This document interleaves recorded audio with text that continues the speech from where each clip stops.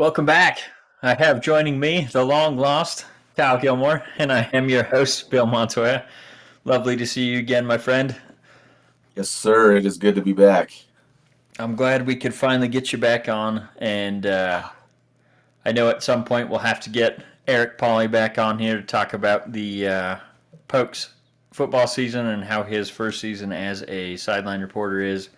I know you've got a couple friends we're still trying to get on, so we do still have all that in the works, but today we are here to talk about the NFL Divisional Round playoffs that were. We got some award season stuff to talk about, some news in the head coaching carousel, our picks for the upcoming weekend, and just some other news and notes from around the league, as well as a great piece of news for you. So if you Yes, want, you sir. can take it away and we'll hop right in. All right. As far as the news, or you want to dive into the recaps? Whatever you want to do. If you want to start off at All the right. top All with right. your great news. We'll start it off on a high note for sure. There are not words. I mean, I cannot. I don't know. I never saw this coming. So I will, you know, get right to the point. But Andrew McCutcheon has signed a 1-year, $5 million contract to come back to the Pirates. Um, I, there just are not words. I never saw this deal happening. I never saw. I mean, it's what all the fans have wanted for years. So I'll get to why that's exciting. But if the press conference itself, I mean, he's so pumped to be back in Pittsburgh. His family's happy to be back in Pittsburgh. Um, I mean, he's still got stuff left in the tank. This isn't just a feel good contract. He's still swinging the bat pretty good. He'll still play good in the outfield, and I think he's going to help a lot of these younger guys. I mean, really kind of get into what it is to play for the city of Pittsburgh. Um, the reason I mean, on top of the excitement I have in Kutchback is this is not a move I would have ever expected us to make, and not just this one. There's a few of them. Santana getting signed. Granted, these guys are older, Yeah. but the type of contracts that we're putting out and some of the moves that we're making are not things that we were doing in years past. Um, so it's making me extremely optimistic. We're never going to turn around and be a 100 mil team. That's just not going to happen, at least not in the near future. But for us to actually say, I don't know, 70, 80 mil team, if we started getting into those kind of numbers, which before anybody listening who else, as a Pittsburgh fan starts yelling at me, I'm not saying that's what's going to happen. I'm just saying these are the kind of moves that start to transition to that we want to win. And that was my favorite thing that Kutch said was, I'm not just coming here to come here. Like, I'm coming here to win. He wants to win in Pittsburgh. We're a long ways off. We still got a lot of young guys, and I mean, we'll dive into more of that as baseball comes back around. But man, this was like my feel good story, going into the new year. I can't even equate it to. I mean, I was talking to my wife about it, telling her about it, and I mean, the example I used was like, had Big Ben played the first 10 years in Pittsburgh, went somewhere else, and then came back. Like, that is the equivalent here. It's, it's almost like the chosen one coming back to their city. So it's just really special. I never would have thought this was going to happen. He Still definitely blows my mind. started his career and became the all-star that he was in Pittsburgh, and Yeah. obviously he wanted to still be there when they made the trade to get him off the team. So it's definitely bittersweet for him to come back. I mean, obviously he didn't want to leave to begin with, but it all comes back full circle. And like you said, I mean, he had a pretty decent career or pretty decent season last year with Milwaukee. So it's not like they're just bringing him back to sell tickets, although I'm sure that's part of it. It's gonna put butts in seats. That's for But sure. they are starting to make a lot more of the aggressive moves. They brought in old Dick Mountain, Rich Hill. The big Yeah. dog, the big lefty, Uh, 43-year-old, still got plenty in the I'm tank. I'm really Um, blown away by a lot of these moves. I'm not, again, they're not, like a Soto or any kind of crazy pickup. I'm not saying, you know, World Series here we come, but these are the types of moves that as fans for the Pirates we need to see. I mean, we need to see that ownership is wanting to improve. for sure. And I think that's kind of what they're starting to signal now is they see that you guys have a decent young core that you can build around and adding Yeah. in some of these. Obviously, they're veterans. You got Kutch on probably the last couple of years of his career. You Mhm. got Rich Hill. Like I said, he's 43. Yeah. Those guys are great to insert into the starting rotation and the starting lineup because all the younger guys are going to get to see what it takes to become where they are at or how they got to that point in their career. And it's really going to be a good thing for obviously the locker room, but you're going to see some results on the field as well. And I think you guys are probably one of the teams that are best set up to rebound from. I guess you tied with the Reds at bottom in the division Yeah. to get closer to the top of that division. So, and you guys aren't in a super deep division either. I mean, you have the Especially the now Cardinals, because but Milwaukee got gutted. yep. Um, I, it's closer than it probably I thought it was going to be going into this year. Yeah, I mean the Central, both of those divisions on the AL side and the NL side, I feel like they're both wide open. So I Yeah. wouldn't be surprised at all to see you guys take a big leap ahead this season, and then hopefully um, you get to keep building that and adding that payroll. That, like you said, even if they get up to 80 million, they're going to be able to field Yeah. a competitive team. Probably not for multiple seasons if that's as high as they're willing to go, but you can take advantage of those younger guys on the smaller contracts and add some key veterans in spots and really have a successful team. That's how the A's have done it every year for every time they've been competitive. They have good young guys on cheap contracts and they add in those key veteran pieces to add to the corner outfield or whatever and show the guys what it means to win. So it's definitely a winning formula, but you guys have the assets that you could actually invest some more into the payroll if I think if the owner sees that you guys are starting to make progress, maybe he's willing to go up to 120 or whatever. You guys That's have the the hope. capital to do it.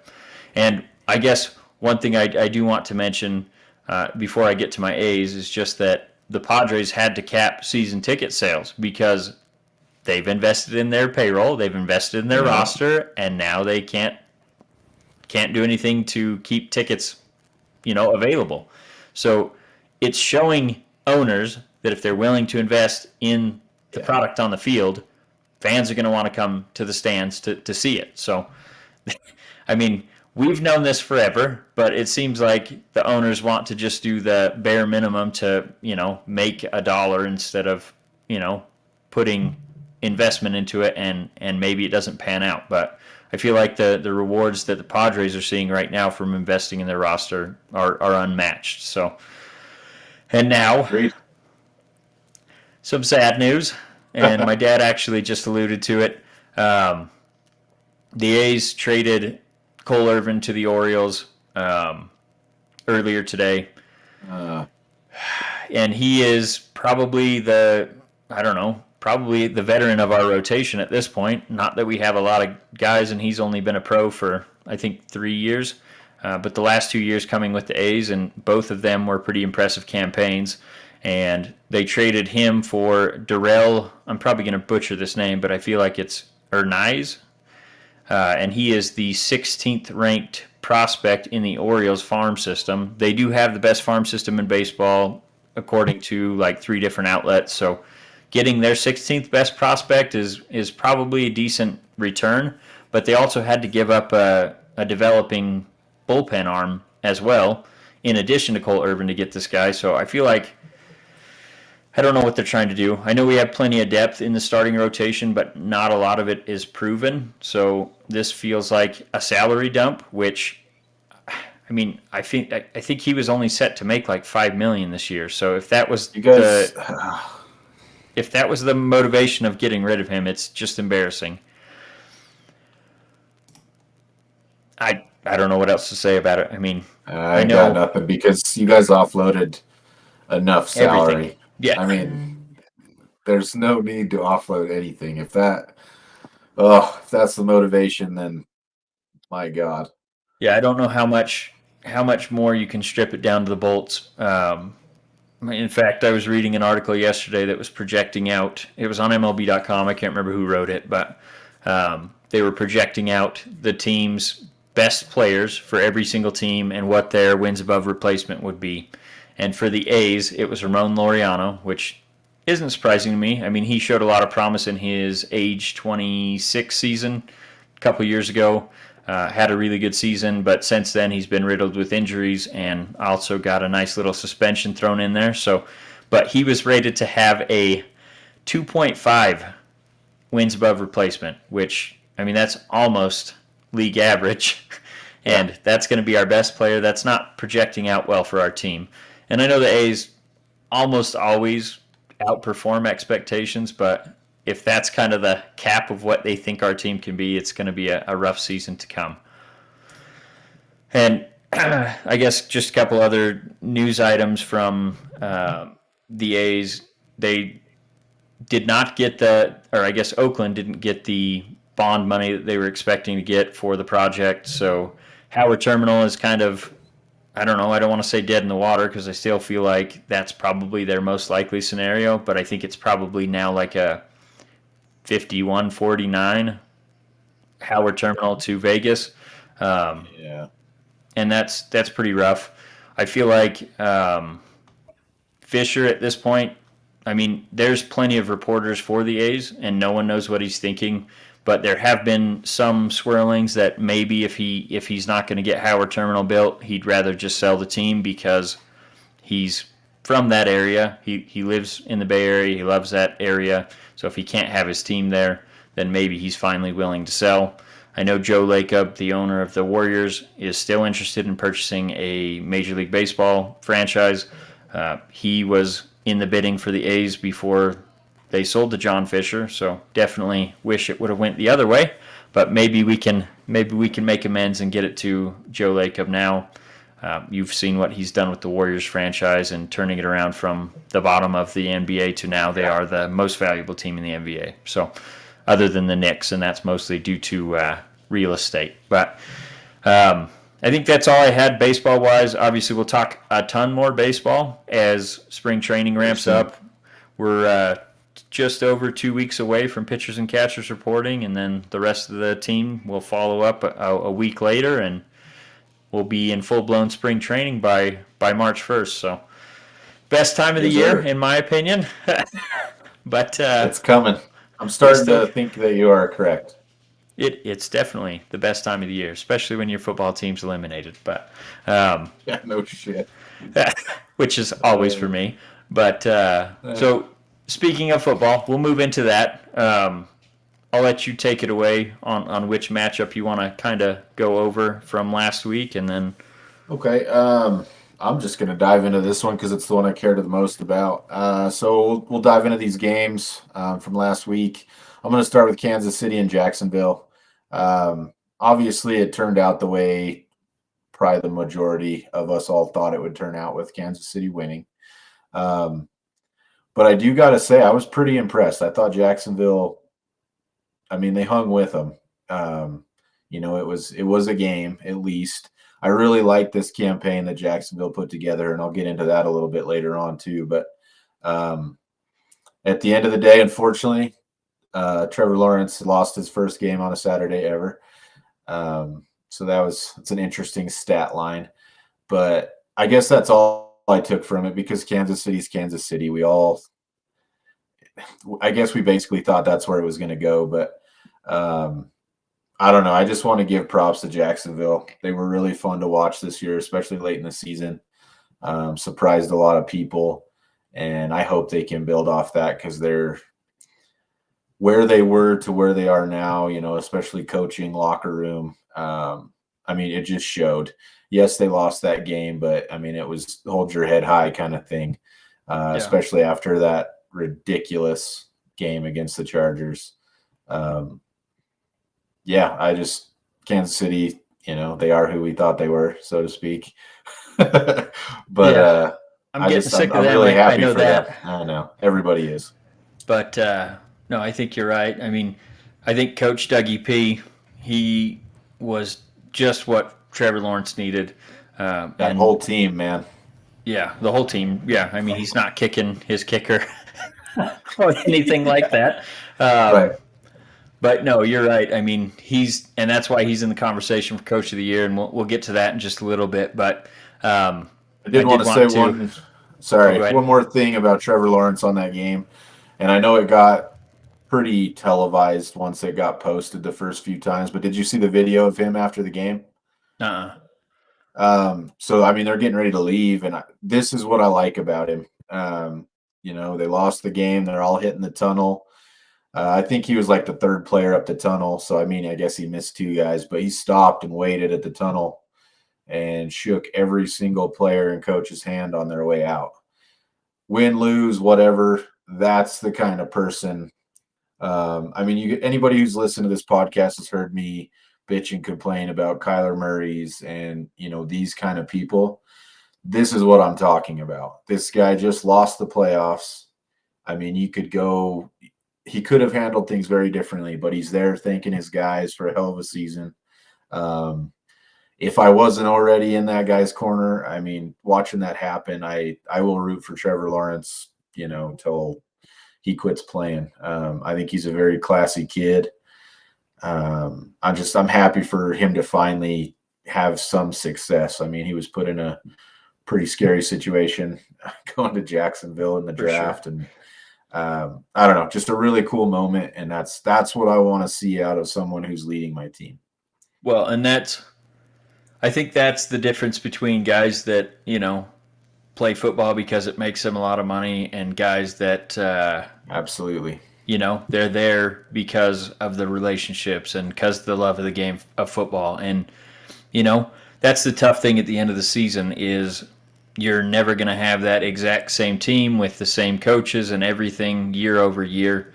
A lot of those guys are going to get cut and they're going to be replaced with some rookies coming in and things like that. So you can see that passion and the love for the guys around you, and that's what a great leader does. So, yeah, it's good to see him do that. Obviously, I didn't see it, but I'm glad you told me about that. And, yeah, I mean, the game wasn't, I don't know. I thought Jacksonville would have a decent chance in that game just because how they played him in the first one. I felt like, I don't know, the Chiefs are pretty healthy too, but I don't know. You just expect Dougie P to pull out some of that magic. But I did want to mention just real quick, Raph is bragging about his 49ers and not having to look forward to the baseball season quite yet.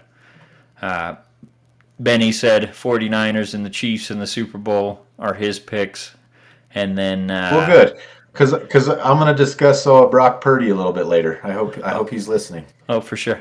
And then Raph said he's thinking the Bengals make it into the Super Bowl. So we'll get to our picks a little bit later on, but let's move on to the Bengals and Buffalo game. And that one for me was the main game that I wanted to watch this past weekend. And I definitely had, two horses in the race in terms of Logan Wilson and Josh Allen.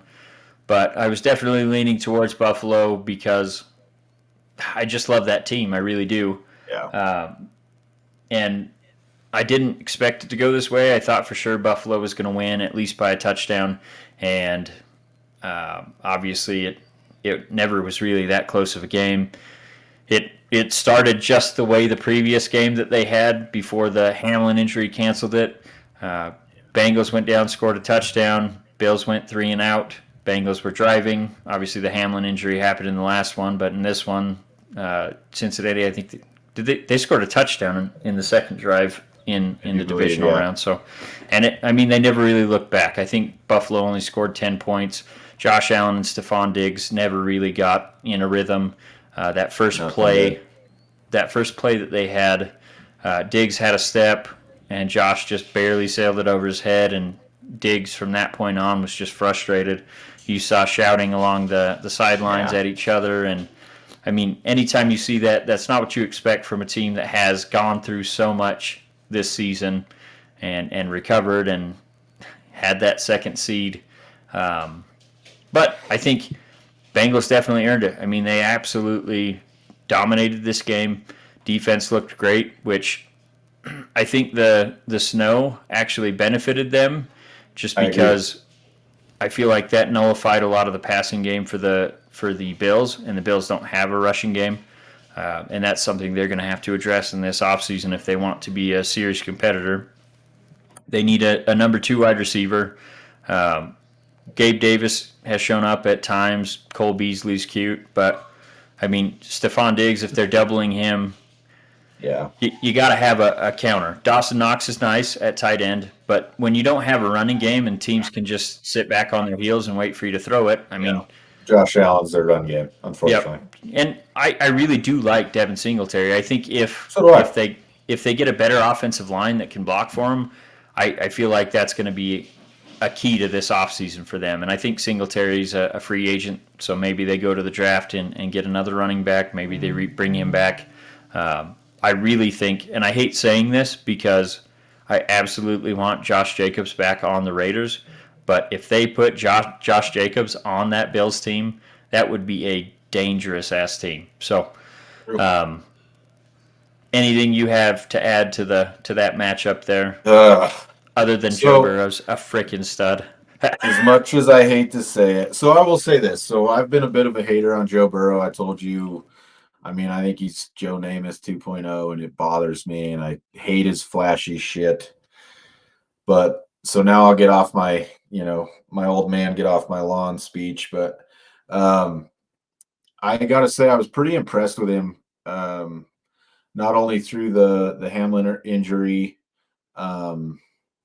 just kind of the way he's conducted himself over the last few weeks. I guess I would say it softened the blow. I don't dislike him as much as I have. It's really hard for me to go for the Bengals. I mean, I'm obviously pulling for, Logan Wilson to play well and have a good game. There's just a lot of bad blood there, so it's really hard for me to go for them. But I will say this, they were the better team. Yep. I know the Bills have gone through a lot, not even, with the injury, but other injuries. I mean, they've been through a lot this season, and you can make all the excuses in the world. At the end of the day, Cincinnati showed up. I think Buffalo selling them tickets early didn't help either. That seemed to kind of gave Cincinnati a hell of a, chip on their shoulder. I know Joe Burrow made sure to mention that. Right, but logistically they had to. I mean, you can't sell tickets. Yeah, this happens all the time, but it's just funny that it became a storyline. Well, the Bengals feel slighted in every single way because of how the DeMar Hamlin thing went down, and schedule makers basically just gave them zero opportunity to get home field advantage, even though they technically had a chance. So yeah, I mean, they definitely feel slighted in every way, and I don't blame them. I'll give you that. And so I guess in closing, I'm gonna try to. It's gonna kill me to say this, but I do hope that they go to the Super Bowl out of the AFC. And honestly, the way they've played, I think they've earned it. If they end up winning the Super Bowl, they've never had one. I will say I will be happy for them, as much as that just pains me. Well, if Kansas City gets eliminated, no matter what, we're going to have a Wyoming Cowboy with a ring. Because we got Deshaun Gibson on the 49ers. We got Logan Wilson on the Bengals. And then we have Marcus Epps on the Eagles. Yep. So no matter what happens there, we're going to have a Cowboy wearing a ring, so that's another reason why I really want the Chiefs to lose. But no, I think one other thing that the Bengals have going for them is Lou Anarumo, I think is how you pronounce it, their defensive coordinator. Oh, yeah. Dude, that guy should be on every coaching search list. I mean, seriously. Look what he's doing he's able to hide the deficiencies in that cornerback room, I mean, he's got no one out there to cover. You have Nope. Eli Apple as a starting cornerback for your team, and you're shutting the most prolific passing offense in the NFL down. I mean, And he shut nobody's down. calling. Nobody's No, calling for him either, and that's no, just his name's not mind-boggling to even me. mentioned. It's insane. But he shut down Mahomes. He shut down Josh Allen. Like, why is he not on the top of these coaching searches? Especially when you see like retreads. Like, we'll get to it, but Frank Reich Yeah. got hired today for the Carolina Panthers.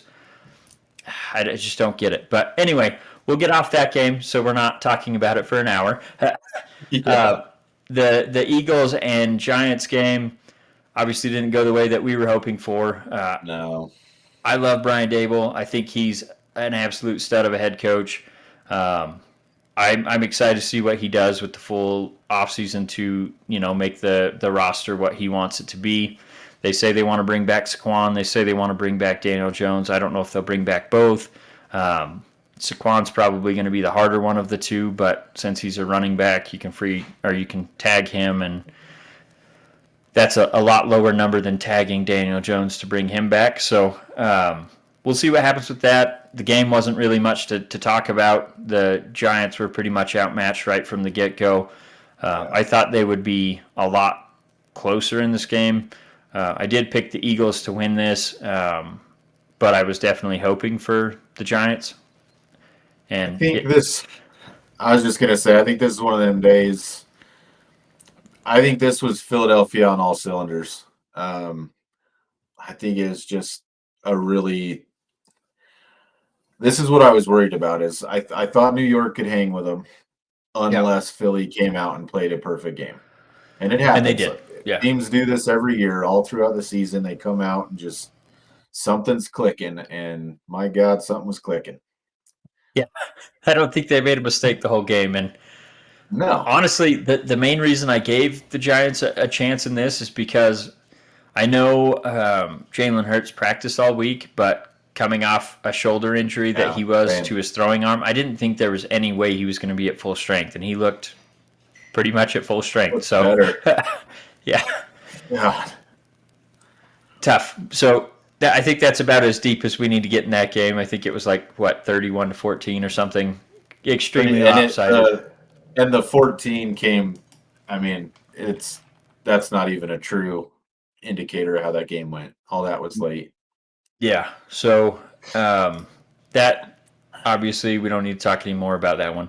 The one that Raph was most tuned into was the Dallas and San Francisco game. And honestly, that game I thought was going to be a blowout in San Francisco's way, but it really wasn't. I mean, 12-19, neither team looked great on offense. Obviously, the Niners did enough to win. I think it was, like you said, 12-19. Dak looked awful the entire game. What do you think they do with him? You think they try to move on, or? I think that ship has sailed. I don't know that they actually do move on, but if they aren't trying to, I think they're doing a disservice to the team. I'm not saying Dak can't be successful somewhere at some level. Dallas is just a very unforgiving place, especially to play quarterback. I mean, Roger Staubach and Troy Aikman are going to haunt Dallas quarterbacks for always. I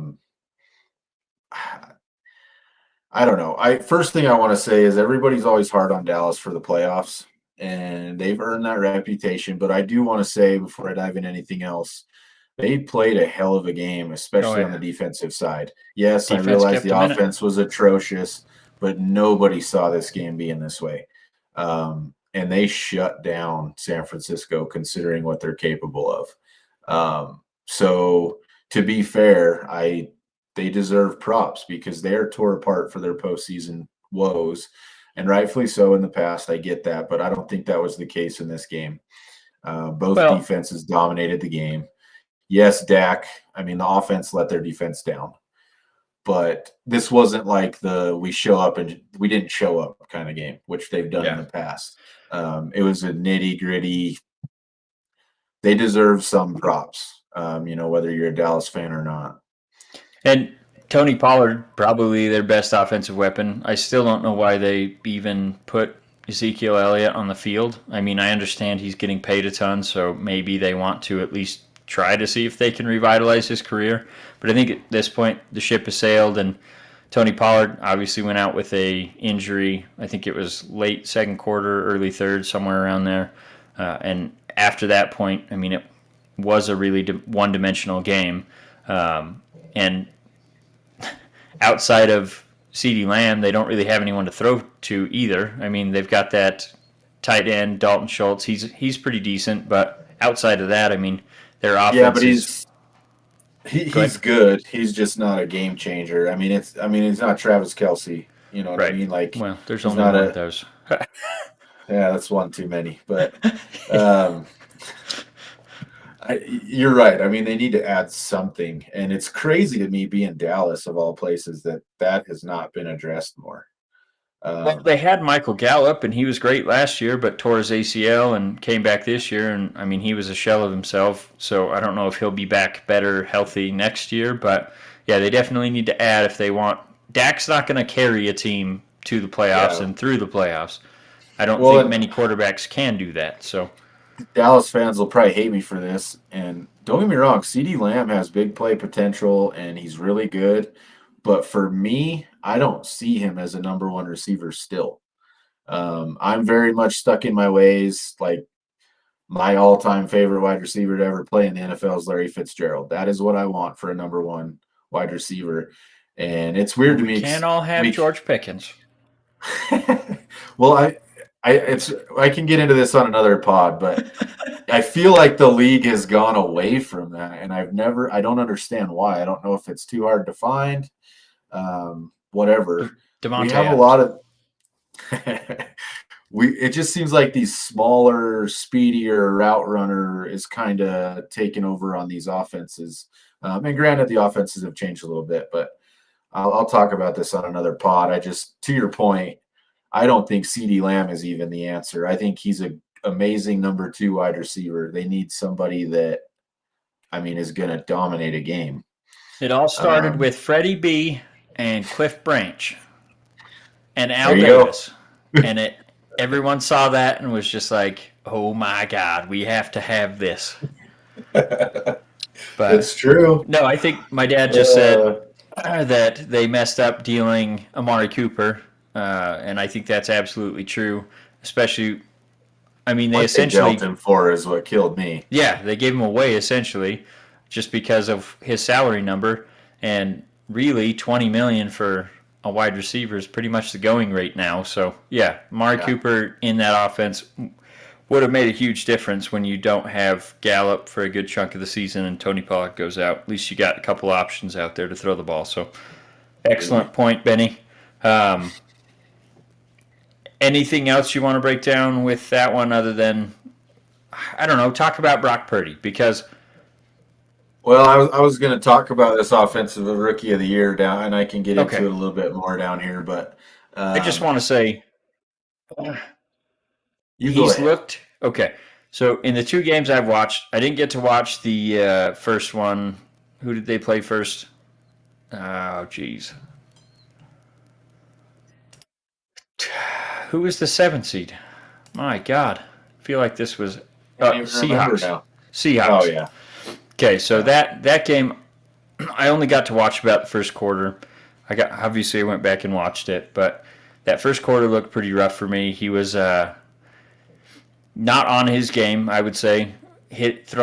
Throwing late, off target quite a bit, but it seems like as the game progresses, he calms down and starts to be a lot more accurate and make better reads and use his legs a little bit more.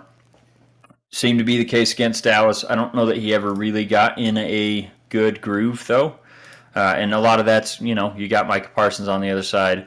You got a lot of decent weapons on that defensive side of the football. So that's the only thing that concerns me going into this game this upcoming weekend. And we'll break that down a little bit more. But I was more interested to hear what you had to say because I really do like him. And so do I. 6, 7, whatever games he's played in so far is not a small sample size at this point. Everyone's just waiting for him to have those rookie moments where he, makes questionable throws or panics, whatever.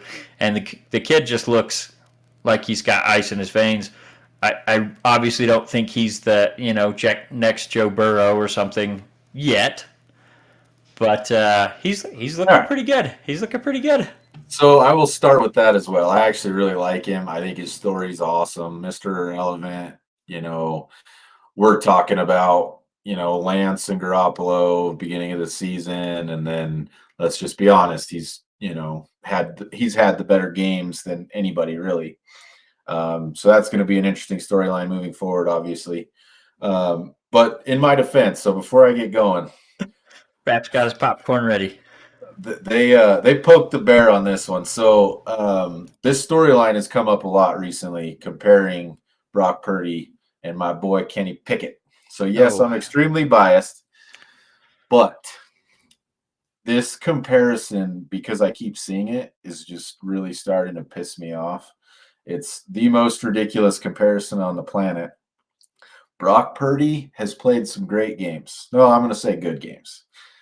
he's played a But couple great. I don't know that. Look at the stat line and look at how the game really went.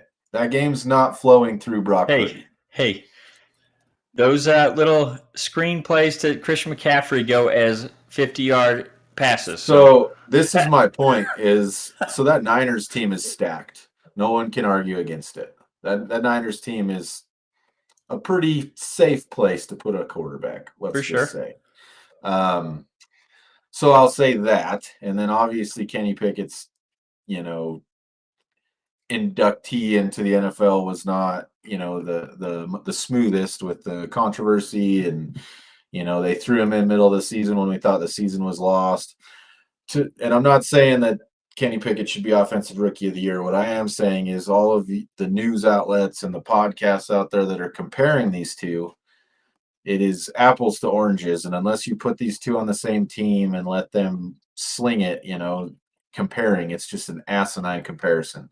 Um, it's mostly came about because obviously Kenny was the first quarterback taken, Brock being the last quarterback. They're talking about buyer's remorse with the Steelers, and I can tell you right now we have none. Um, so with that being said, my only knock on Brock is I need to see more. I don't Yeah. like that the key to the city is already being handed to him. Um, it's crazy to me how it's just weird because they're never the same, because one rookie can come in and do the same thing, and it's like, well, I need to see more. We'll see what he does in a full season. And then I don't know what the deal is with Brock Purdy, but it's because of the Mr. Irrelevant thing. I'll be honest with you. It's a storyline. Um, but I mean, they're paving the road in gold for him already. It's just No, very weird to me. I think you're right in terms of landing in a great situation. Kyle Shanahan's offense is definitely molded around the run. A lot of those quick play action passes or screen plays, things like that, that are all built off the run. So, and when you have a great running game, obviously they've gone through a couple running backs due to injuries, but Christian McCaffrey, adding him, it's a pretty decent safety valve. You saw how Sam Darnold looked without Christian McCaffrey and with him. The splits were pretty remarkable, Weird.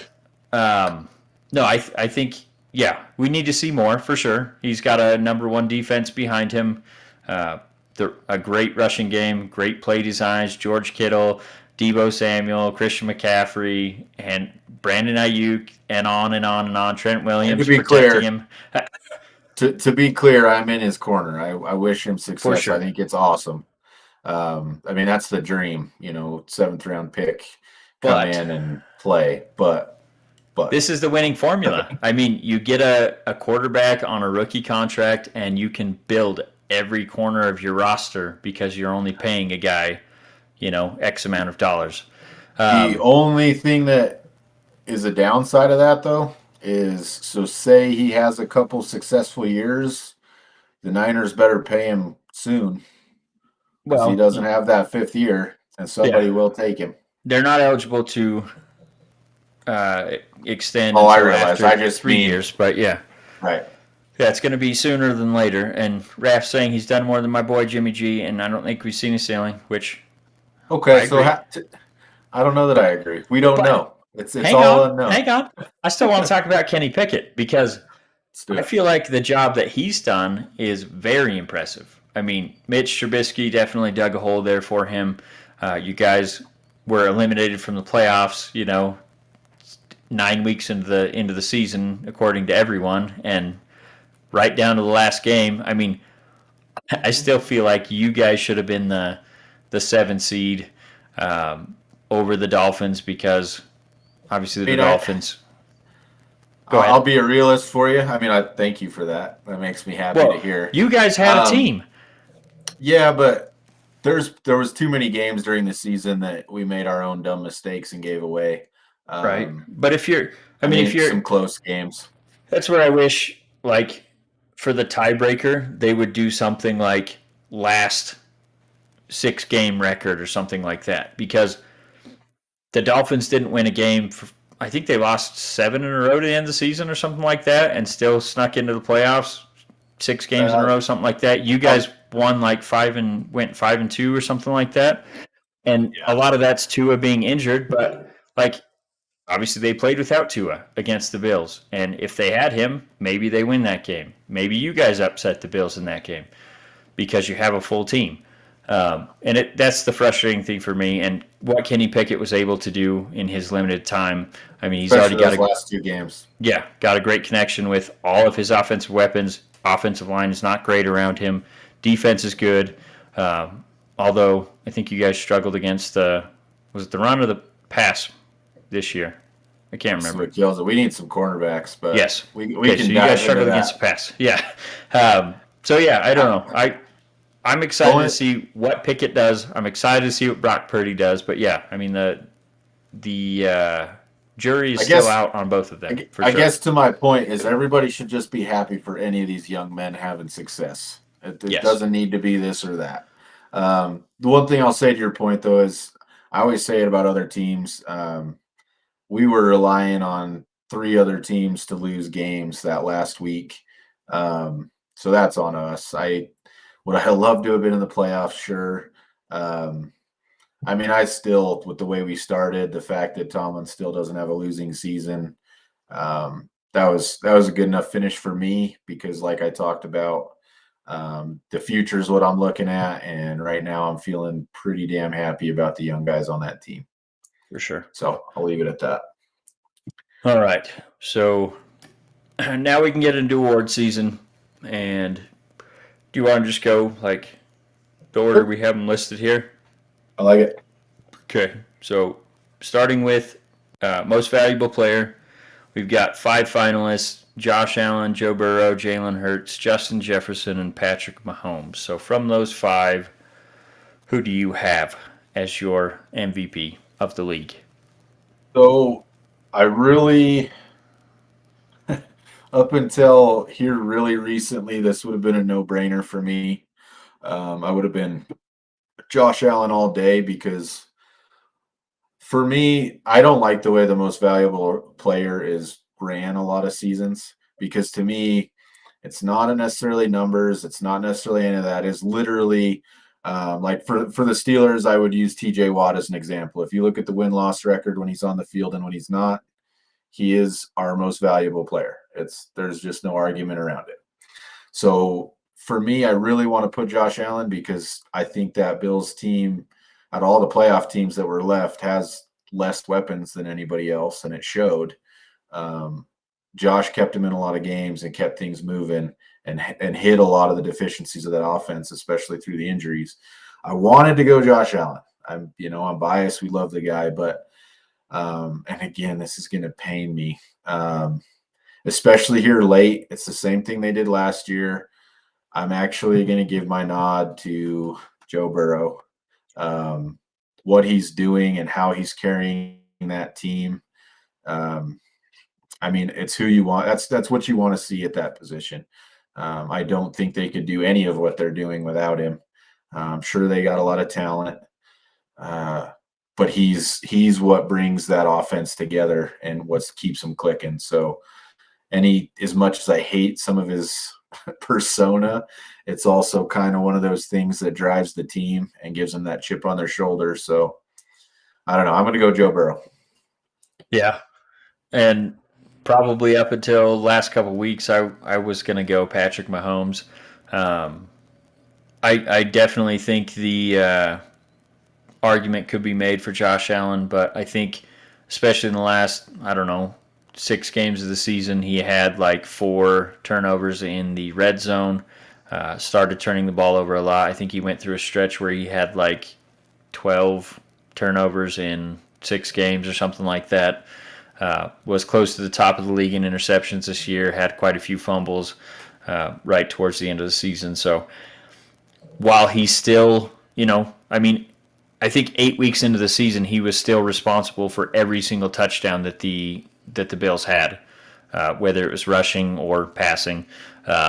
So that's pretty impressive performance. I still think he deserves a nod, but Mahomes carried his team to the number 1 seed despite losing his number 1 overall weapon in not Travis Kelce, Tyreek Hill. Obviously, he still has Travis Kelce, but with the ragtag group of wide receivers they put together around him, still found a way to win and still get that number 1 seed. So I love Joe Burrow. I love what he did, and he's still undefeated against Patrick Mahomes. Maybe that changes this weekend. I hope not, but I think Patrick Mahomes is probably the MVP. Yeah, I think that's who I'm going to go with there. I mean, that's not a bad pick either. Yeah. All right, so this one's gonna sting you a little bit, but AP Defensive Player of the Year. We'll put the caveat that T.J. Watt was injured for a good chunk of the season. So. This doesn't sting me at all. The fact that he made the playoffs just shows how ridiculous voting is. He barely played this year. He should not be up for anything. I love the guy, but come on. So the 3 finalists for Defensive Player of the Year are Nick Bosa, 49ers defensive end, Chris Jones, Chiefs defensive tackle, Mike Parsons, Cowboys defensive end / linebacker. Who you got? Oh, no, you got to go first this time. Well, this one pains me to say because he took the Defensive Rookie of the Year away from my guy Max Crosby, even though Max Crosby had a statistically better season. But Nick Bosa, I think he's undisputably the Defensive Player of the Year for me. Yeah, I'm in complete agreement. I want to go Micah Parsons because he's one of my favorite defenders in the league right now. He's unreal. I love him at the linebacker because I love linebackers. I mean, for me, it's the heart of the defense, but you can't argue against what Nick Bosa did this season. Very much in a TJ Watt fashion, the way he came into games. And, he completely changed the flow a lot of their games. And with them having the run game offense and kind of the way the 49ers operate, those are big impacts. They really, really changed the way a lot of games ended up. So I'm complete agreement. It's Bosa all the way. I will say it pains me that Max Crosby's not on this list, but it's understandable. I feel like 6-11. I guess he never gets to me what he's due. He got snubbed, man. He wasn't even on the All-Pro team, first team or second team, and he was 8th in sacks, but he was 1 or 2 in every other defensive stat for defensive line. So that's the crazy popularity contest, man. That's all it is. And to be fair, Mike Parsons, I think he's the closest thing we've seen to LT since. Dude's an absolute just fun to watch, man. And I see some people try to hate on him because a lot of people hate on the Cowboys. I love that dude, man. He is just fun to watch. If you like watching football, especially defensive football, watch Micah Parsons. That dude is fun to watch. All right, so moving on to Benny said Freddie Warner should have been nominated, which I'm sure Raph would love to hear that. Love Freddie Warner, man. I love that guy. He's a stud. So moving on to Offensive Player of the Year, we've got 4 candidates. We've got Tyreek Hill, Jalen Hurts, Justin Jefferson, and Patrick Mahomes. Who you got from that group? Oh man, this one was really hard for me because I tried to basically the same argument I make for most valuable player. It's the opposite kind of. So for me, I got to go Jalen Hurts. He has a hell of a team in front of him. Don't get me wrong, and I know that's a big part of it. But um, I mean, a season ago, there were people, talking about whether he was the guy or not, Even and start of this season. yeah, and I picked him to do really well last year. I was a season too early, but I think he's finally pieced it together, and he's another one, man. If you watch his interviews and things, he's a lot more humble than a lot of the quarterbacks in the league, and I mean, he's good for the team. So he performed. The stats are there. Obviously, the wins are there. They had an amazing season. I got to go Jalen Hurts for sure. I don't disagree, but I feel like this is a non-quarterback award because quarterbacks always get MVP. So with that in mind, I don't think they'll go quarterback here. But for me, it's Justin Jefferson. You could argue maybe Tyreek Hill had slightly better stats, but he also had Jalen Waddle, and I mean that offense was Yeah. very threatening with Justin Jefferson. I mean, he essentially had Thielen until halfway through the season. Then they added what's that tight end that they added from Detroit? T.J. Hawkinson. Oh, So until they had Hawkinson, I mean, it was essentially a well. I guess you could argue that the running back there's pretty decent too, but he's oft injured. So I feel like Justin Jefferson was getting doubled in every single game and still put up the oh numbers yeah, that he did, and it's absolutely. absolutely insane. Tyreek Hill faces a lot of doubles too, but you can't double everyone, and Jalen Waddle freed him up a little bit when they're, you know, going man to man, which is insane against I those like guys. that But pick. I have a funny tidbit about Justin. Well, it includes Justin Jefferson. go ahead. I had a funny conversation with a guy I work with, Jesse Moore. Shout out to him. We were just talking about some of the playoff teams, but we just thought it was hilarious. It's crazy that Joe Burrow came into the NFL and his receiving room took a hit and took a step down Yeah, because like I mean really think about that. Like that it never really hit me till he brought it up and I was like, God that's damn, insane. Yeah, he had that's so much. crazy. That Because he may had have Justin been Jefferson and Jamar Chase. like That's I would crazy. say in our lifetime, I would say like the USC team with Leinart, Bush, Right. Williams, and then you have that Burrow team at LSU with Jamar Chase, That's Justin stupid. Jefferson, Joe Burrow, and they had a good defense too.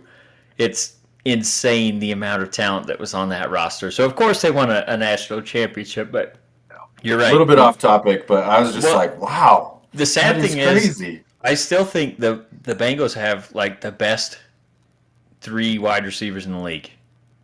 I mean, If you go you take your trios, teams, yeah. yeah, yeah. You got Jamar Chase, you got T Higgins, and Tyler Boyd. Tyler Boyd. Yep, that's a pretty impressive trio right there. So, all right, moving on to AP Offensive Rookie of the Year. You have three candidates: Brock Purdy, Kenneth Walker, and Garrett Wilson. Um, Yeah. I don't know if I want to go first. Too I, bad. I, I want to mention my dad I'll did go first. say, okay, let me just mention real quick. Um, Olave's not on this list, and I feel like that's a pretty big slight, especially where he Agreed. contributed all season for the Saints. And Purdy, like you said, I, Mr. Irrelevant. I think that played into it, but he only played, what, five regular season games? Six regular season there, games? there's another rookie that has been Well, Kenny left off Pickett, this yes. list. No, You nope, meant, nope. Wrong oh, one. Pickens. Yeah, if you look at his stat line for big plays and contested catches, what's up? He was But I pretty get good. it. I get it. I get it. I'll go ahead and go first, though. I really will. Okay. So I'm not picking Brock Purdy. I can tell you that. Not anything against him. I just think that the sample size is way too small, and this is what I'm talking about. I feel like they're rolling out the carpet a little too soon. Garrett Wilson looked good. I think he had some real flashes, but on the team he's on, we also didn't really get to see him even close to full potential. So I got to go Kenneth Walker. The dude ran like a monster, and I know the Seattle Seahawks ended on kind of a sour note, obviously going out of the playoffs and stuff, but they weren't Nah, expected to even go. I was gonna say that was an amazing Between stretch there. Kenneth Walker coming in and running like he did, and then obviously Geno having, what I mean, no one saw that coming. I think I gotta go Kenneth Walker. I think he was huge to that team. for sure. I think I had them winning 2 games this year, and you had them winning 3 or 4. I can't remember, something like that. I thought they were cooked. Yeah. So no, I think Kenneth Walker is going to be an absolute monster in this league. Love that number 9 on him. Never liked 9 on a running back, but damn, it looks good on him. But I'm going to have to go Garrett Wilson in this one just because of the absolute dog shit he was handed in terms of quarterbacks and still putting up the numbers that he did. And honestly, it was like Zach Wilson didn't want to throw him the football. So until Like they he got avoided him for entire games. So if you factor that in and what he did with Joe Flacco and Mike White at quarterback, I mean, it's impressive what he Mike did. White, So quarterback of the future. yeah, no, I think they're going to let him go too. I we'll get into that in just a minute. What I think is going to happen with the Jets, but we'll end right there for that. Okay, here we go. Raph says Purdy has 5 regular season starts. Miami should count as a 6th. Offense improved a lot when he came in, but yes, him being in there is a stretch. So even a 49ers fan agrees that he probably shouldn't be on this list with the small sample size. And yeah, Pickens I think should be on this list. I think Olave has an argument too. So Olave was awesome this year. I mean, I was my dad's a Saints fan, so I was so pumped for him when they picked him up because he was unreal in college. I wish I could say that the Raiders had a guy snubbed from this list, but I don't know. I mean, I think the only good rookie we had was a offensive lineman, so I don't think they picked those for that. But I would love to see an offensive lineman win Offensive Rookie of the Year one year. That would be amazing. We got to get a big nasty in there, but I feel like he's going to have to be one of those like Penei Sewell eligible tackle, getting a couple tight end touchdowns or something for that to happen. Yes, I love it. My hope for next season is an offensive lineman winning Rookie of the Year. We got to get MVP. Let's go for it. Some thick 6s in there. All right. Defensive Rookie of the Year. And this one, I want to say it's a landslide in one direction, but I think you could make arguments for the other two. We got Sauce Gardner, Jets cornerback, Aiden Hutchinson, Lions defensive end, and then Tariq Woolen, Seahawks cornerback. Who you got in this one? I mean, I'm going to go with the popular vote here, but with a little caveat here. I do think Sauce Gardner is going to get it, and I do think he is deserving. He's had an amazing rookie campaign. I mean, being in a Jets uniform, and mind you, I am not saying he is the same cornerback, but I mean, it's kind of flashbacks to the old Revis days. Which, by the way, he's still the greatest ever, in my opinion, at cornerback. Sorry, Bill. But I do got to go Sauce Gardner. I do want to make a very almost good like argument. I never heard of Charles Woodson. And there it is. God damn it.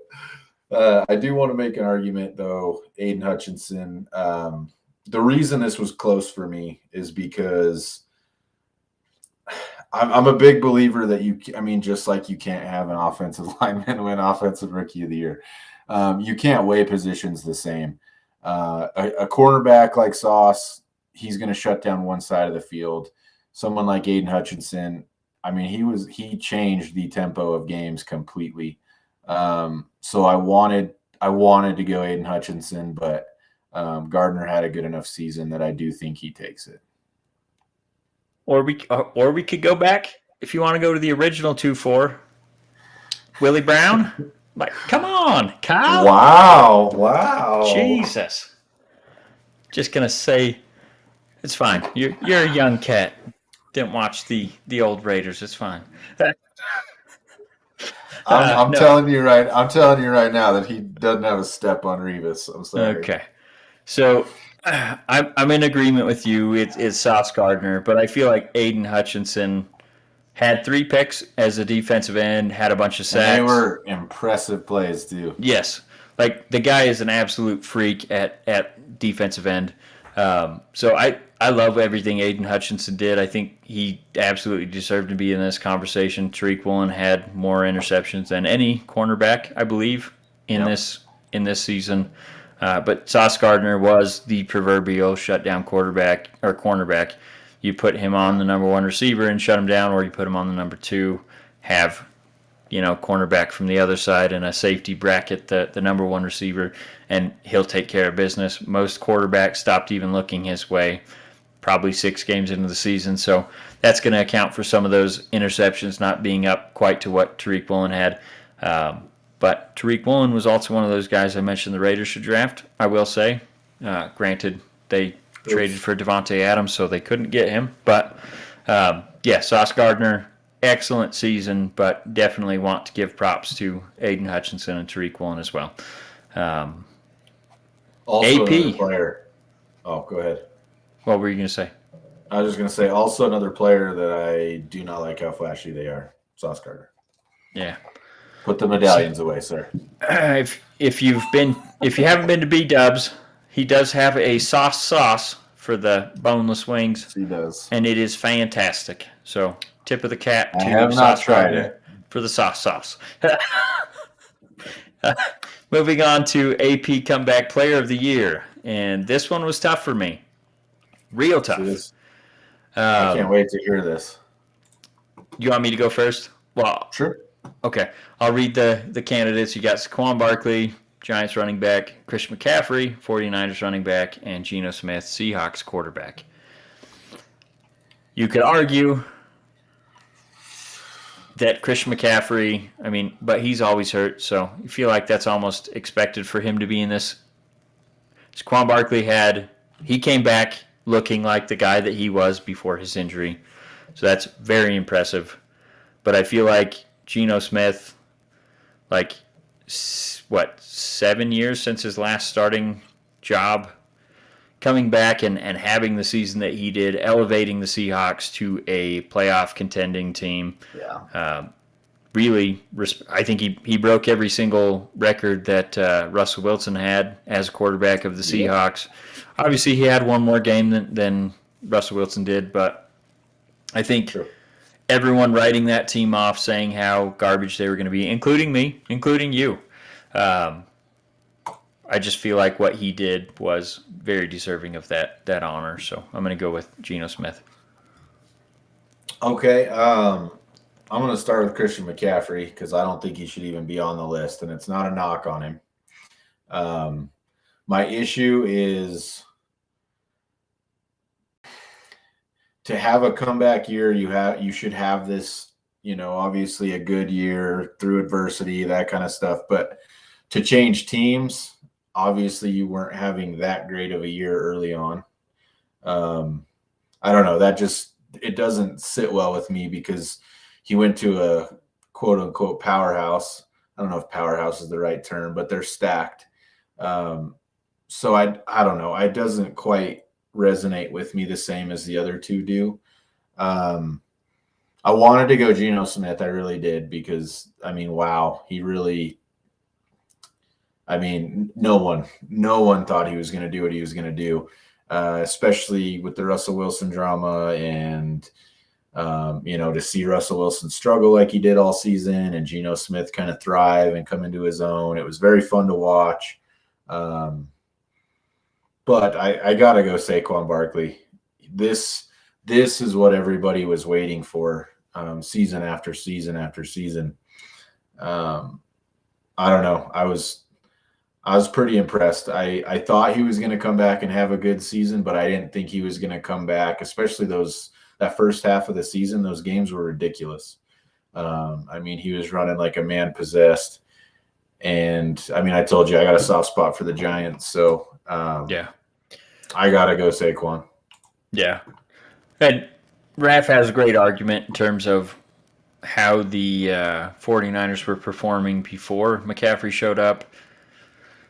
I just feel like, I mean, he's been up for this award, it seems like every single year, because with the Panthers, he was hurt every season. He'd come back, have a great quarter or 3 quarters of a season. You can't blame him. And The Panthers were bad. also the stats, that's what I mean. You can't use the stats as a comparison even because Christian McCaffrey went to a Niners run first offense that was basically tailor made to insert him in. And I mean, he thrived, and that's why I don't think that. I mean, the 49ers should be the comeback player of the year over Christian McCaffrey if that's my argument. I don't know. It's not the same for me. Saquon, the Giants are like the Seahawks. They were not expected to do anything. So that's why I think Geno and Saquon have more of an argument, is because their teams were written off pretty early on. And I mean, these two gentlemen were huge parts of why their teams even were a conversation come fall, or, I guess late season, beginning of the year. So I got to go Saquon still. Sorry, Ref. It's fine. I mean, we can obviously disagree on whatever. I think they got it right in terms of who the finalists were for sure, and I think arguments could be made for all three of them. But the thing I hate about comeback player of the year is it's a letdown for me every year because no one will ever top Alex Smith. Every For time sure. I see the list, I'm like, yeah. Yeah, but did they almost lose a leg? Yeah, No. Okay. Did you really face adversity? I don't know. That's terrible, right. but it's how I feel. Moving on. This one is really Easy. annoying to Easy. me. Okay. Why? Well, Why? I'm gonna make you go first, and then I'm gonna tell Okay. you what I disagree with and who I think got super snubbed. But AP Coach of the Year, you got 5 candidates. You got Brian Dable from the Giants, Sean McDermott from the Bills, Doug Peterson from the Jags, Kyle Shanahan from the 49ers, and Nick Sirianni from the Eagles. So from those 5, who do you have? And then if you want to throw in an honorable mention or something, anyone you think might have got snubbed. No, I before mean, I steal the thunder. I don't need 5 names. They only should have put one up there. And who you got? Doug Peterson. It's Okay. hands down for me. I love Brian Dable, and I could make an argument for him. He would be my second pick, but Doug Peterson, this goes beyond football for me. For what that team was under Urban Meyer, what that dumpster fire looked like. And I mean, I guess it goes for the team as well, but he's at the lead of it. That team very well could have just crumbled and continued to crumble regardless of who came in. I mean, it was awful. Every way that a coaching staff could, ruin a team that had happened the season before. Just no unity. Everything was just terrible. For Doug to come in and do what he's done with this team, a young team, obviously, he proved that Trevor Lawrence can be successful. That defense is something that I think is going to continue to grow into something pretty special. Old Mr. Muma, we like to see that, and Wingard, and I'll even give Lloyd a shout. But for me, it's Doug Peterson, and it's beyond football. It's locker room. It's inspiring young men. It's literally getting a group of people who they dreaded going every day to the facility. I mean, they hated it under Urban Meyer, and to actually have them do what they've done and enjoy football again. I mean, that's, for me, hands down Doug Peterson. It's not even a conversation for me. That's fair. And that's my choice as well. I think Coach Dougie P did a great job inspiring those men to make a huge rebound and take that team where I think they were not going to ever get under Urban Meyer. I will say that I think not even including the Andy Reids, Zach Taylor on this list. Yeah. it's almost like you get punished for sustained success, but You do. You really do. Andy Reid, I think, is probably one of the best coaches every single year in the season. So, hate having him in the division, but got to give him props. I'll give you Andy Reid, and I saw a stat line for him the other day. And it's really crazy to think about because it's never been done before. Did you see that 10 postseasons with 2 different teams? He's the first coach to ever do that. I mean, that's pretty ridiculous, honestly. Yeah. That's pretty special. But to have that success with 2 different franchises, I mean, it's hard enough to build a team once. That's, I don't know, pretty special. But you're right. They're never going to be on these lists. And that's why I was kind of surprised Shanahan was, just because it seems like he's got his team in the playoffs, seems like every year. McDermott, I think obviously all the stuff that they went through this season was, a deserving candidate to be on the list. Nick Sirianni, best record in the league. I mean, all those guys, and then Brian Dable, huge turnaround as well. But I don't think anyone did the coaching job that Peterson did. And if I was going to give a second place, it would be Dable. But I did want to just at least mention Zach Taylor because the job that he's done in Cincinnati has been phenomenal. Same thing with Andy Reid. So, agreed. Doug Peterson, but I mean, there's so many coaches that deserve a spot on this list. So, AP, Assistant Coach of the Year. This one was easy for me too. Okay, go. We've got Ben Johnson, D'Amico Ryans, and Shane Steichen. Well, I'll give you a clue. He has the name of one of my favorite Western actors ever, who was a stuntman before that. Ben Johnson, man, I'm all in on Ben Johnson. My God, that Lions offense. All I'm saying is that division should be terrified if they ever get a defense that will stop anybody else. Because what they were able to do with what they have is awesome. And I'm happy for Goff, man. He was written off. When that trade happened for Stafford, it was they're getting seconds. He's washed out, washed up. They're not going to get anything out of him, and he's played a pretty damn good season considering. And then, oh my God, I'm blanking on his damn name. Their running back, man. I love that dude. Watch one interview of his and you will fall in love with that man. He is hilarious. Oh, you're talking about the guy from BYU. I can't remember his name off the top of my head. Why can't I not remember his name? No, I know exactly who you're talking about, but he is so funny. I love that dude. Yeah. Is it Jamal Williams? Yes, Jamal Williams. That's right. But sorry, Ben Johnson. I got to go with him. I got a soft spot for them Lions too, man. I hope they do something, shake up that division big time. Ben, you mentioned another coaching snub, and that was Pete Carroll. I think he absolutely deserves a spot on that list for the job that he did turning that team around. But back to the Assistant Coach of the Year. This one was really tough for me, and I kind of wish we could split it into a co-winner because Ben Johnson did an absolutely phenomenal job. I felt like he should be one of the top coaching candidates for this upcoming cycle. He actually pulled his name from the list. They gave him a huge raise there in Detroit, and I'm excited that they're getting the gang all back together. What he was able to do with, I would say, a not great offense and turned it into a really good offense, especially losing T.J. Hawkinson. When, like you said, if they get a defense, it's going to be phenomenal. But there's only one guy that coached his unit to a number one ranking, and that's D'Amico Ryans. So I feel like he deserves the nod in this one, and I think Ben Johnson will probably be up for this award again next year. And I do wish that there was a split for offensive and defensive. I will say that. So anyway, that's who I have, and that's all the AP honors we're going to go through.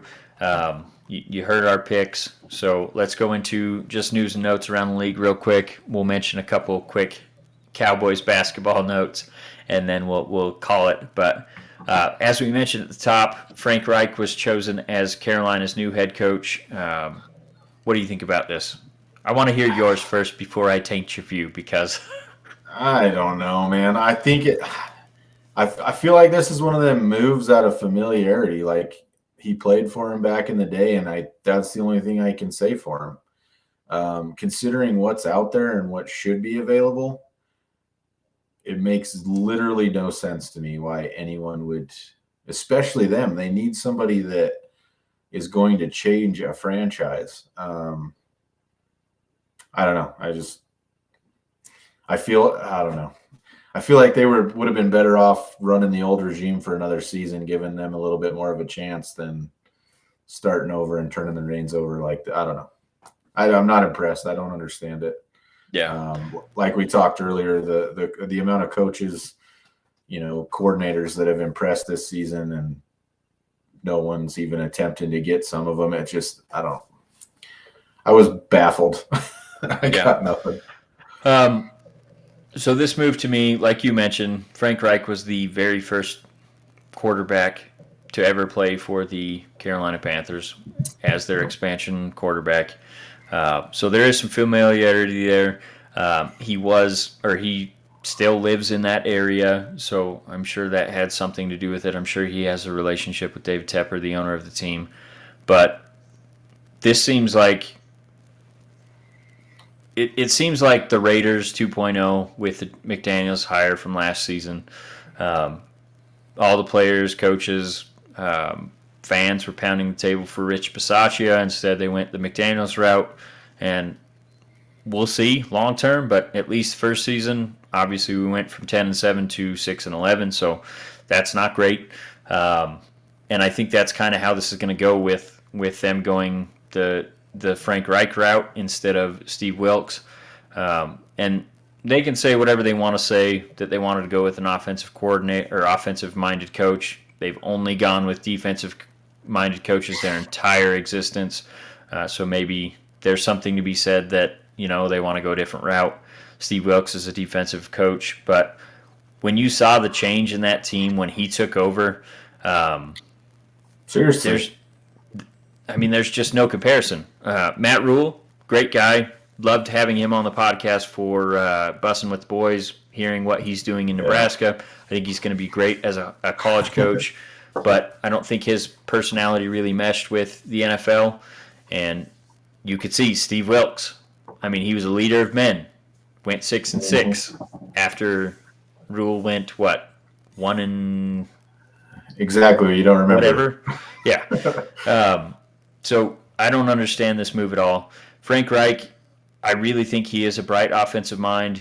I don't know that he really had a great quarterback situation ever with the Colts there.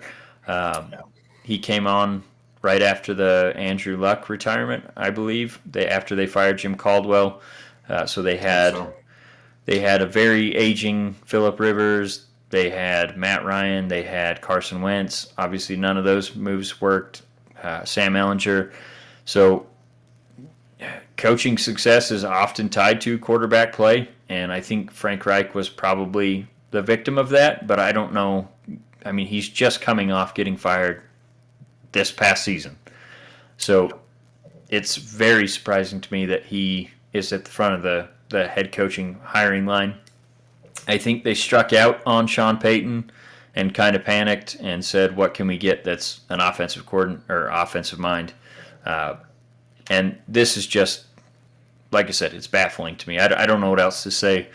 Steve Wilkes, he has an attorney already and basically has said race is a problem in this hiring thing. Like, with what he did,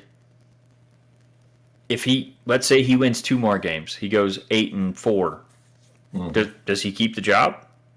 Because I don't feel like anything he could have done based on this hiring would have gotten him this job. And that's a tough conversation to have, and I think they probably have some grounds to go on, because you're hiring a guy that got fired from his previous destination because he didn't do a great job. A guy in your building does a great job and doesn't get the job. So I don't know. Agreed. It's very frustrating for me. And Logan, friend of the program, he texted me. He was blowing up my phone. I'm in the middle of a meeting at work today, and my phone's just blowing up. and he's going off about Steve Wilkes not getting hired.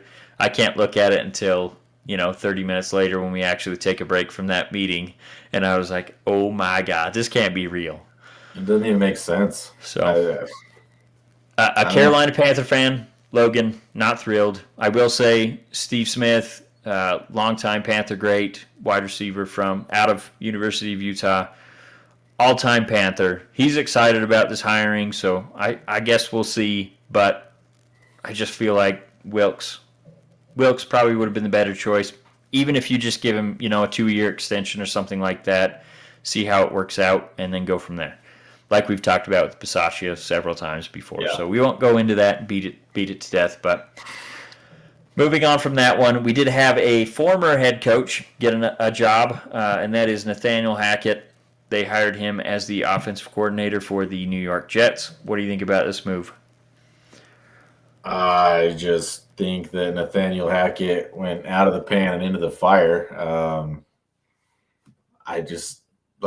I can't think of if I was going to make a move from, say, the head coach of a Denver team that played awful, picked up Russell Wilson, and underperformed, the place I would not want to go is the New York Jets, who are in the middle of a huge quarterback controversy.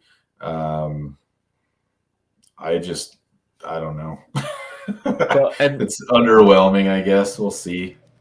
I think this is another. I think this is the Broncos situation repeating itself. I think the Broncos went all in to lure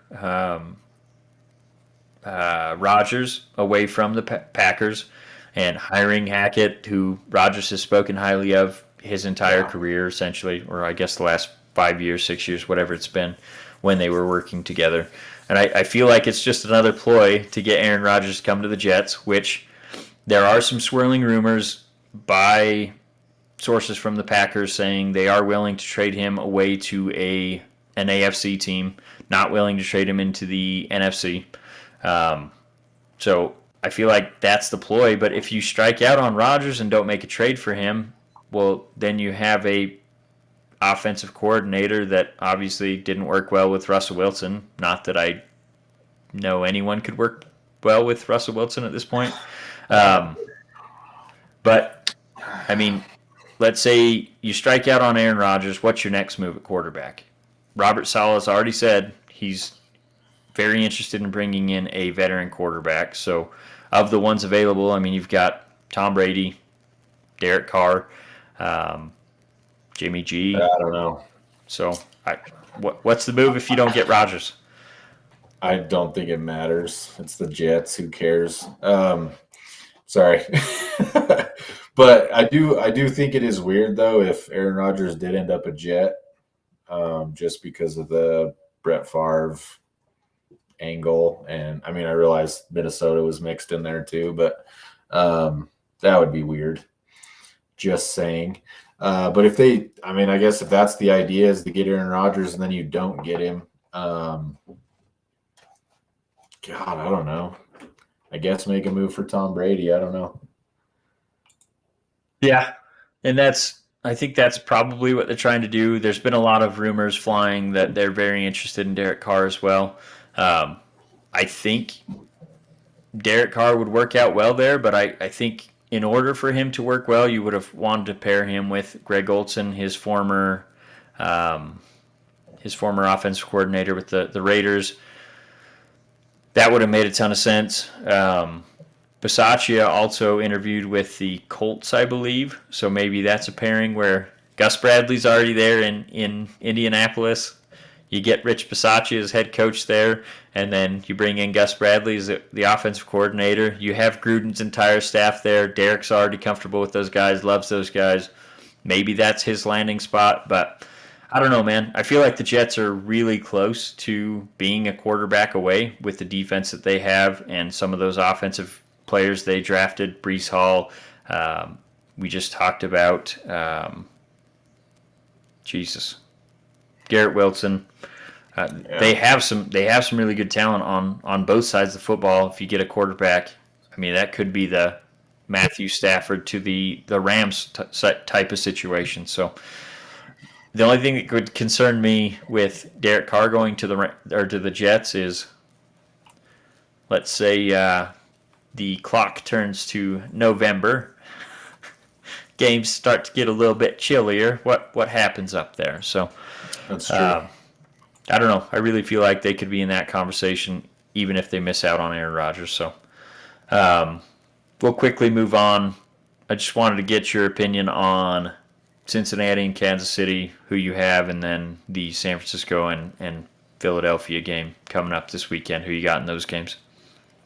I can do that. So I'll start with, I guess, Cincinnati and Kansas City. I just refuse to go for the Chiefs. And I just think that Cincinnati's been putting together game after game after game. Again, as much as it pains me to say, they're playing some amazing football, and I would like to see them continue to shut down Kansas City. So I got Cincinnati taking that one. San Francisco, Philadelphia. Man, this is tough for me because I don't want San Francisco to get another Super Bowl for numbers wise. And then Philadelphia is obviously in Pennsylvania, so they're cross-state rivals. I mean, can I get a tie? Is that okay? I'd be okay with that. I don't know. I guess, man, I don't know. I guess I'm going to take San Francisco just because I like their play style. I mean, it's kind of call it a more successful version of what the Steelers are doing. Defense, trying to get a run game going, and then let the passing game happen how it will. So, I don't know. I guess I'll go San Francisco. Okay, and I don't know. That one's a lot tougher for me to pick. I think in the Cincinnati and Kansas City game, I think Mahomes' ankle is going to dictate a lot of what they are able to do. I don't think they're going to be able to do a lot of those stretch runs and play action passes and all that fun stuff that they like to do. So I think I'm going to go Cincinnati in this one. And if Mahomes isn't able to play 100%, I feel like it might be more than a touchdown spread. And then San Francisco at Philadelphia. It's tough. I feel like San Francisco is the better team, but the way that Philadelphia played last week versus the way that San Francisco played last week, I feel like Philly's got the momentum going into this game. It's a hard one to compare, though, too, because Cincinnati and Kansas City, they're kind of both going to put up points, blah, blah, blah, blah, blah. This game's so weird because San Francisco and Philadelphia are completely different approaches to football. Yep. So, I mean, if Philly shows up and puts up 30 points, they're probably going to win that game. If San Francisco's run game gets going and the defense holds, they're probably going to win that game. That's the tough thing because Philadelphia doesn't do great against the run. San Francisco has an absolutely phenomenal rushing game. So I could see, taking the ball out of Brock Purdy's hands, letting the run game get established, then start to build off of that. And maybe that's the winning formula, but I also don't think Philadelphia is only going to score 12 points like the Cowboys did against San Francisco last week. So this is a really close one for me. I'm going to stick with San Francisco just because I picked them at the start of the playoffs to go all the way to the Super Bowl, but wouldn't surprise me if Philadelphia wins this one. And then one last thing I wanted to mention to you. We'll skip the rest of the basketball stuff and Wyoming. We'll save that for the next one. Maybe when we can get Polly on, we'll talk more about that season and whatnot. But one last thing I wanted to mention to you is a quick who would you rather have if you were the Raiders, a fan of the Raiders, and that's Tom Brady or Aaron Rodgers, because both of them are being suggested as very possible options for them. Neither. Find the next Brock Purdy, I guess. Well, good luck with that. I don't know, man. This one's really tough for me because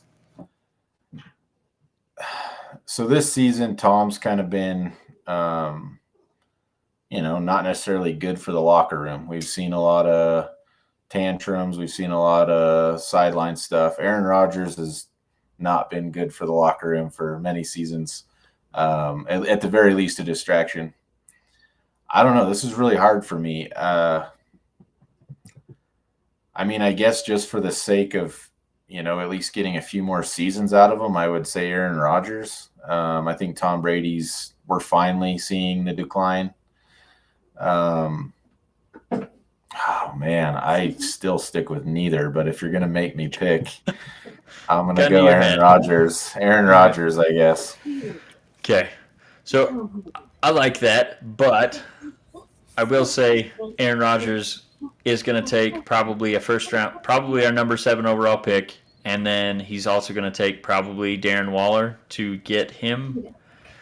Plus, then he's got a $60 million salary cap hit. So I feel like team building wise, Brady doesn't require any draft capital. Probably only is going to take about $20 million to sign for a season or two. Most likely he'd want to go season to season. Familiarity with the offense, plus he brings a lot of, yeah.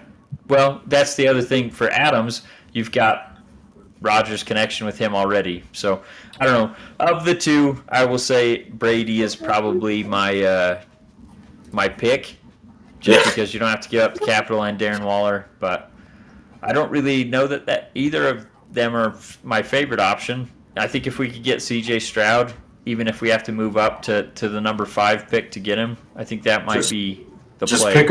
Just pick up White from the Jets. You'll be fine. There you go. Mike White, or maybe even what's his name, Zach Wilson. I'll make you a hell of a deal. I'll make you a hell of a deal for Mason Rudolph and Mitch Trubisky. Package deal. 2 options. Love it. All right. So with that, and we'll probably jump into that a little bit more in the next couple episodes, just to break down the positives, and maybe we'll hear some news coming. But for that, I just wanted to say thank you guys for tuning in. Benny, Raph, a lot of comments coming Thanks through. For the comments. We appreciate that. It always gives us something to chuckle at and share on the screen. Anything you wanted to add before we cut her loose? Nope, just good to be back on. Thanks everybody for listening. Okay, we'll catch you guys on the next one. Thanks for tuning in.